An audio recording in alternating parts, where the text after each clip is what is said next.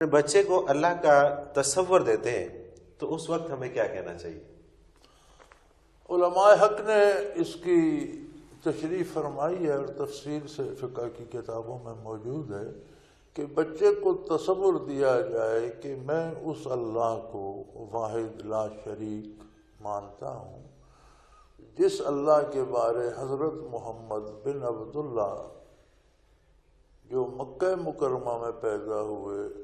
حضرت عبداللہ کے بیٹے حضرت عبد المطلب کے پوتے جو مکہ مکرمہ میں پیدا ہوئے، ہجرت فرما کر مدینہ منورہ تشریف لے گئے،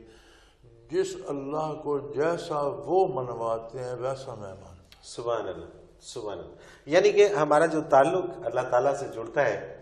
تو اگر ہم حضور نبی کریم علیہ الصلوۃ والسلام کی ذات کو بیچ میں سے نکال دیں تو ہمارا تعلق جوڑ نہیں سکتا، تصور ہی کوئی تصور ہی نہیں ہے۔